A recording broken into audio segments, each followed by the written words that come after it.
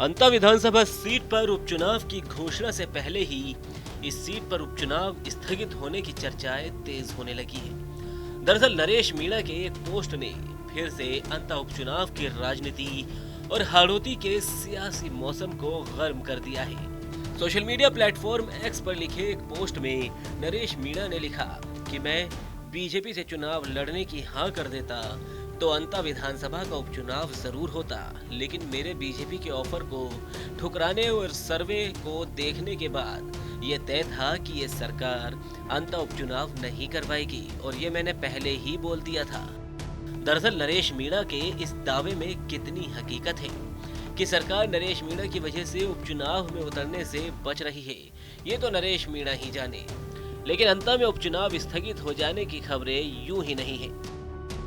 बता दें कि राजस्थान की भजनलाल सरकार ने बीजेपी के पूर्व विधायक कंवरलाल मीणा को क्षमादान दिलवाने के लिए राज्यपाल हरिभाऊ बागड़े को सकारात्मक टिप्पणी के साथ अपनी चिट्ठी भेज दी है।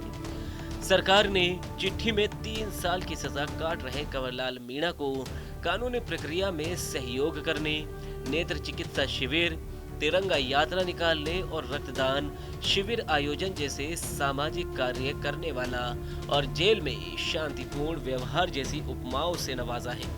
प्रदेश की अंता से विधायक रहे कंवरलाल मीणा को निचली अदालत से सजा सुनाई गई 3 साल की, जिस पर सुप्रीम कोर्ट और राजस्थान हाई कोर्ट से कोई राहत नहीं मिली थी। इस पर मई 2025 में उनकी विधानसभा सदस्यता भी समाप्त कर दी गई और उन पर सरकारी अधिकारी को रिवॉल्वर से धमकाने के आरोप में ट्रायल कोर्ट ने 3 साल की सजा सुनाई। इसके बाद से वे जेल में सजा काट रहे हैं। उनके खिलाफ 27 मामले हैं, जिनमें से कई में वो बरी हो चुके हैं। सुप्रीम कोर्ट से राहत नहीं मिलने पर कंवरलाल मीणा ने 21 मई को ट्रायल कोर्ट में सरेंडर कर दिया था। कोर्ट ने उन्हें सजा भुगतने के लिए जेल भेज दिया था। जेल जाने के कुछ ही दिन बाद जून में उन्होंने संविधान के अनुच्छेद 161 के तहत क्षमादान के लिए राजभवन में आवेदन कर दिया था। राज्यपाल सचिवालय ने इस पर सरकार से टिप्पणी मांगी थी। सूत्रों के अनुसार उनकी सजा कम करने के लिए सरकार की ओर से कई आधार बताए जा रहे हैं। खैर, कंवरलाल मीणा के सजा माफ अगर होती है तो क्या उनकी विधायकी भी बहाल हो जाएगी और ऐसे में क्या इस सीट पर होने वाला उपचुनाव स्थगित हो जाएगा? इस तरह के सवाल सियासी गलियारों में चर्चा का विषय बने हुए हैं। लेकिन इस पर कहा यह भी जा रहा है कि सजा माफ करवाई जा रही है, इसलिए विधायकी बहाल होना मुश्किल है और न ही उपचुनाव स्थगित होगा।